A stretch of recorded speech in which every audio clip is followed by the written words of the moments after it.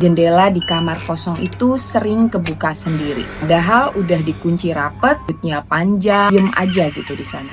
899 ada tanggaku, seorang cewek muda meninggal karena sakit. Dan kemudian beliau dimakamkan di kuburan samping rumahku itu. Tapi setelah 3 hari dikuburkan, warga mulai dihebohkan dengan penampakan-penampakan yang muncul di area kuburan itu, lebih tepatnya di bawah pohon duku besar.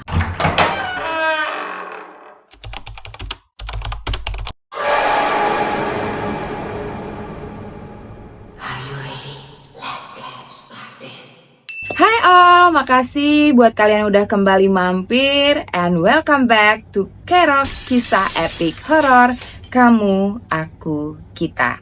Tempat kita akan bergibah tentang kisah-kisah, cerita-cerita horor dan serem yang ada di sekitar kita. Setuju kan guys, kalau rumah adalah tempat ternyaman untuk kita pulang. Tempat dimana kita merasa aman, bisa bercanda tawa dengan keluarga, banyak sekali kenangan. Tapi gimana ceritanya kalau ternyata rumah yang kita tinggali berdiri tepat di samping kuburan? Di episode sebelumnya aku udah sedikit berikan cerita-cerita horor dan juga unik yang pernah aku alami selama aku tinggal di rumah masa kecilku yang ada di samping kuburan. Kali ini aku akan bagikan lebih banyak lagi cerita dan juga momen yang belum pernah aku ungkap yang tentunya nggak kalah horor dari episode sebelumnya. Yuk kita lanjutkan perjalanan kenangan ini bersama. Jangan lupa siapin dulu cemilan, matiin lampu supaya momen misterius dan mencekamnya lebih dapat. By the way, buat kalian yang belum tonton part 1 dari rumah masa kecilku di samping kuburan, tonton dulu ya, supaya kalian bisa langsung inline dan juga bisa langsung masuk di part 2 dari episode rumah masa kecilku di samping kuburan. Oke guys, jadi rumahku itu seperti yang sudah aku ceritakan di sebelumnya berada 7 meter saja dari area pemakaman. Aku gambarin kembali ya, sedikit aja. Jadi di sini ada kuburan, kemudian di sini ada jalanan dan di sebelah sini itu baru rumahku. Jalanannya ini cuma 7 meter aja. Di kuburan itu ada pohon duku yang gede banget yang katanya sih sering banget di sana muncul sosok misterius, mbak-mbak misterius, kita panggil aja Miss Katie. Ingat ya, Miss Katie. Di rumah itu ada 10 kamar.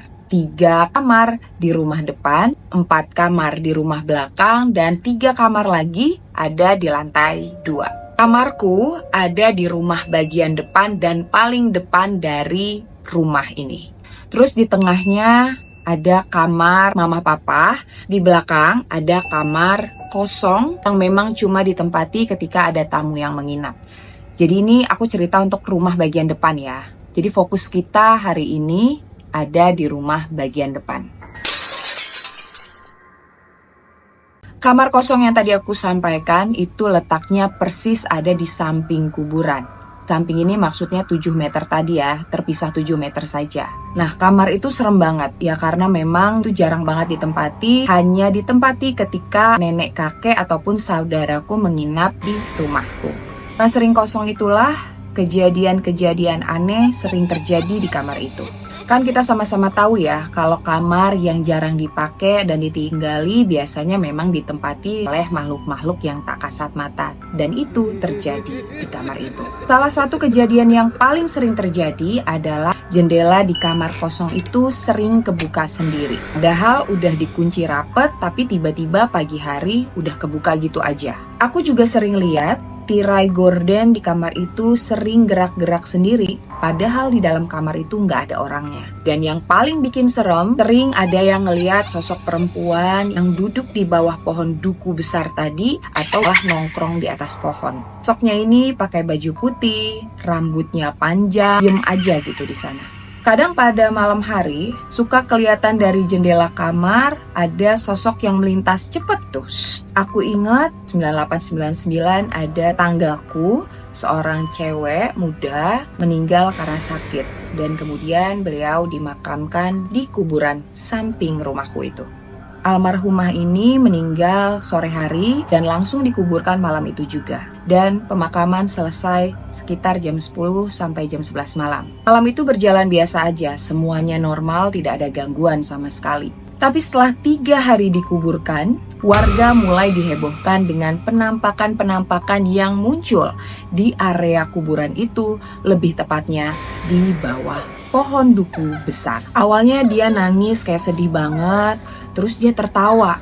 Suaranya dari pelan sampai melengking. Karena kejadian itu warga jadi takut untuk keluar rumah selesai maghrib sampai beberapa saat. Tepatnya sampai gangguan-gangguan itu mulai berhenti. Dan yang aku ingat, gangguan itu mulai berhenti di hari ke-41 sejak pemakamannya. Dan bisa bayangin kan, kalau warga aja heboh banget dengan kejadian ini dan takut untuk keluar rumah abis maghrib. Gimana rasanya jadi keluarga kami yang memang rumahnya ada di samping kuburan?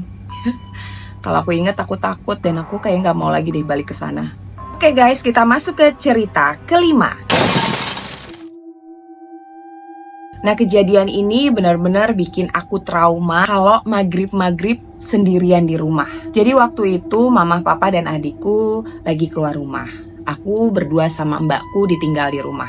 Maghrib itu aku duduk di bawah jendela kamar depanku. Ingat, ini kamar depanku bukan kamar kosong tadi ya. Awalnya sih aku santai-santai aja sambil aku main BP-BP-an. By the way, kalian tahu nggak BP-BP-an itu apa?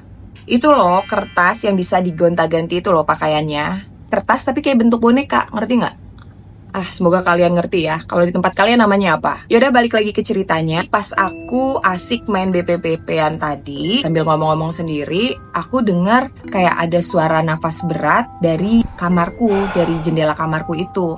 Awalnya aku pikir itu suaranya Mbak Inem lagi isengin aku. Aku bilang kan, Mbak udah deh, nggak usah iseng, nggak usah jahil ya. Tapi bukannya mbakku yang nyahut, tapi suara yang tadi, nafas berat yang pelan tadi, tiba-tiba malah jadi makin besar. Aku bilang lagi, Mbak udah mbak, nggak usah iseng, nggak usah jahil. Suaranya malah makin keras, makin kayak memburu gitu loh, kayak mau keluar dari jendela kamarku itu. Aku langsung panik dong, pakai mikir 2 kali, aku langsung lari ke rumah tetanggaku, rumahnya Bapak Sardi. Sampai di rumah tetanggaku itu, aku gemeteran banget sampai nggak bisa ngomong. Tetanggaku tuh buka pintu langsung nanya, Bet kamu kenapa? Aku langsung disuruh masuk ke rumahnya. Aku nggak bisa jawab apa-apa, aku gemeteran, aku diem tapi ketakutan. Langsung disuruh duduk, diambilin minum. Terus Bapak Sardi langsung ke rumah, si tahu mbakku. Tapi zaman dulu nggak bisa langsung ngabarin mama papa ya, nggak. Udah zaman sekarang bisa telepon, bisa WhatsApp ataupun SMS. Di zaman itu belum ada mungkin ya. Tahun 98-99 mungkin baru masuk ya handphone ya, atau malah baru pager, aku lupa. Tunggu mama papa datang sambil tetap mencoba menenangkan diri karena aku bener-bener takut entah apa tadi suara yang aku dengar. Jadi ya udah, aku diem duduk, ditanya pun aku belum bisa jawab. Ketika mama papa datang, pas ditanya sama papa, baru aku bisa mulai tenang.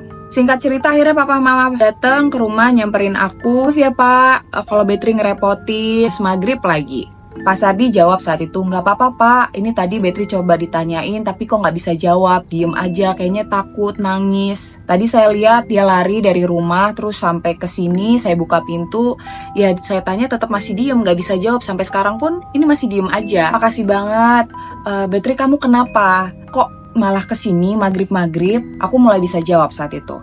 Iya pak, tadi pas Betri lagi main BP-an di bawah jendela kamar depan, ada suara aneh, kayak ada suara nafas. Tadi awalnya Betri pikir itu suara Mbak Inem, tapi pas Betri tanya, Betri saut suaranya nggak jawab. Yang ada suaranya makin keras, makin besar, malah kayak mau lari, kayak mau ngejar Betri. Jadi Betri jadi ikut lari. Papa malah jawab dengan entengnya, itu perasaan kamu aja kali Mbak Inem nih iseng. Enggak pak, saya tadi beneran lagi cuci piring di belakang, malah nggak denger apa-apa. Papa akhirnya malah jawab dengan mudahnya, cuman bilang, ya udahlah, kalau lagi maghrib jangan di luar makanya, apalagi main di teras, harusnya kamu di dalam kamar.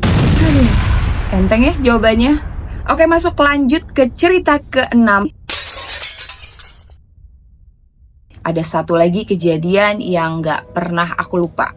Tentunya ini aku dan adekku Veski gak akan pernah lupa.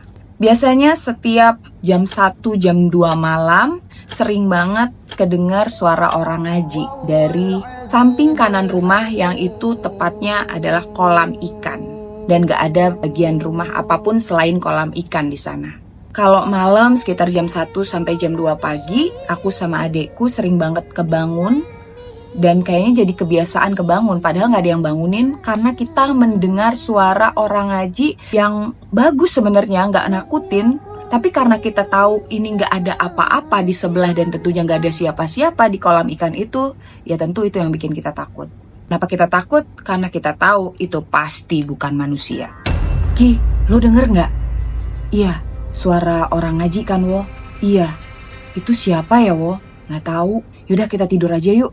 Bisa, Wo. Ukut. Intinya hampir tiap malam kita dengar suara orang ngaji. Ya waktu itu kita mikir, walaupun itu hantu, tapi mendingan lah ya. Dia kan bisa ngaji, jadi harusnya lebih nenangin. Entah pemikiran apa itu. Setidaknya itu hantunya bisa ngaji. Entah pemikiran macam apa ini, ya namanya hantu tetap takut lah ya. Walaupun sering bilang gak apa-apa sama adekku, tapi jujur li, aku sama adekku tentunya tetap takut. Padahal kita juga tidur sebenarnya ditungguin sama mbakku, Mbak Inem tadi. Tapi suara ngaji itu tetap kedengeran. Aku lupa sampai kapan, tapi dalam ingatanku selama sebulan 2 bulan kayaknya masih tetap ada. Sampai mungkin kita karena sudah terbiasa dan sudah tidak lagi menghiraukan suara ngaji itu. Nah guys, itu tadi 3 pengalaman horor tambahan ya dari part 1 dan part ini. Jadi udah ada 6 cerita horor dari rumah masa kecilku. Tunggu masih ada beberapa cerita-cerita horor masih dari rumah masa kecilku di samping kuburan. Jadi jangan lupa untuk terus pantengin segmen Kerok ini biar kalian gak ketinggalan cerita-cerita horor dari rumah masa kecilku samping kuburan. Sampai sekarang kalau aku inget-inget lagi cerita-cerita masa kecilku itu di rumah itu masih bikin aku suka merinding sendiri, terutama kalau aku di rumah sendirian. Walaupun itu bukan lagi di rumah yang tadi, tapi aku percaya kalau niatnya baik, nggak mau ganggu, insya Allah mereka juga nggak akan ganggu kita.